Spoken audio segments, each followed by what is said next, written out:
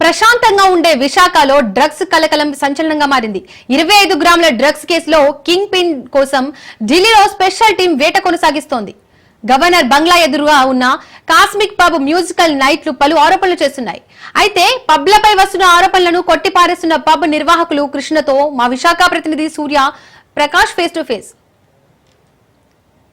విశాల మహానగరం విశాఖ సాగర్ తీరంలో అయితే డ్రగ్స్ కలకలం రేగడంతో రాష్ట్రం మొత్తం కూడా విశాఖ నగరం వైపు అయితే చూసే విధంగా అయితే ఉంది.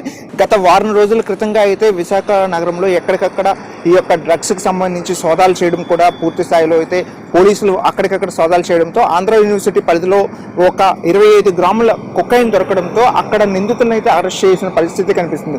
అక్కడ అక్షయ్ కుమార్ అనే ఒక వ్యక్తి A1 ప్రధాన నిందితుడు ఎవరైతే ఉన్నారో అతను ఇచ్చిన సమాచారం మేరకు కొంతమంది ప్రస్తుతం ప్రభుత్వంలో ఉన్న కొంతమంది నాయకులు ఎవరైతే ఉన్నారో వారికి అనుసంధానంలో లోగుట్టుగా భయపడి ఇక్కడ పోలీస్ సిబ్బంది అయితే ప్రస్తుతం ఎటువంటి చర్యలు తీసుకోవడం లేదని అయితే స్థానికంగా కొన్ని ఆరోపణలు ఉన్నాయి. కానీ అందుకు సంబంధించి ఇప్పుడు విశాఖ నగరం ఇక్కడ మనం ఏదైతే ప్రధాన కూడలి ఉంటుందో సర్క్యూట్ హౌస్ ప్రాంతంలో అయితే ఉంటుంటాం.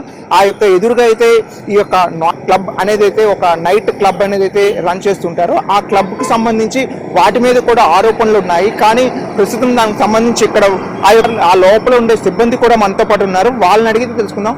సార్ చెప్పండి, అసలు ఈ డ్రగ్స్కి సంబంధించి మీ యొక్క పబ్ పైన ఎందుకు ఇటువంటి ఆరోపణలు వస్తున్నాయి, అట్లా ఏమైందంటారు? మాకు కూడా దీని గురించి ఏమీ తెలియదు. నిన్న ఆయన వచ్చి మాకు ఇలా చెప్పారు, ఇలా ఉంది, అన్ని పబ్స్కి వెళ్తున్నాము, అన్ని పబ్స్కి వెళ్ళి రికార్డ్ చేస్తున్నాము, మీరు మాకు ఏమైనా ఇస్తే మీ పబ్ది ఏమీ రాకుండా మేము చూసుకుంటాం అని నిన్న చెప్పారు.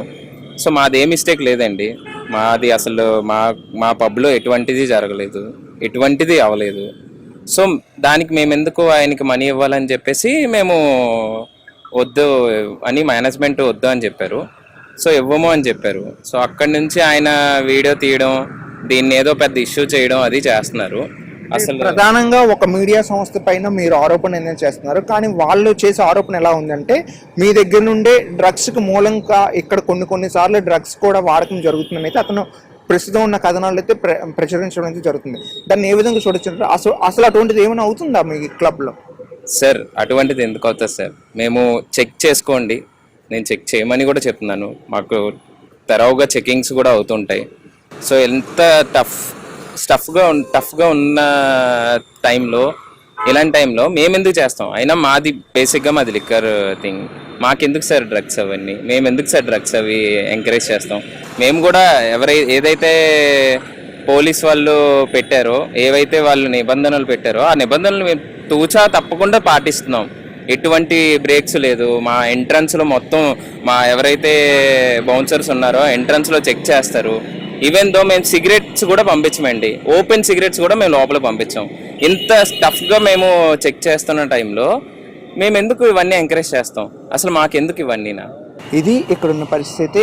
యువతను ఉత్సాహపరచడానికి, యువతలో ఒక చైతన్యాన్ని కల్పించడానికి, వాళ్ళల్లో ఒక రిఫ్రెష్మెంట్ని తీసుకురావడానికి మాత్రమే ఈ యొక్క పబ్ నిర్వహణ జరుపుతున్నామని తప్ప ఎటువంటి అసాంఘిక కార్యకలాపాలకు కానీ కనీసం ఈ సిగరెట్స్ని కూడా లోపలికి అనుమతించడం లేదని అయితే ఇక్కడ స్థానికంగా ఎవరైతే సిబ్బంది ఉంటారో వాళ్ళు తెలియజేయడం అయితే జరుగుతుంది.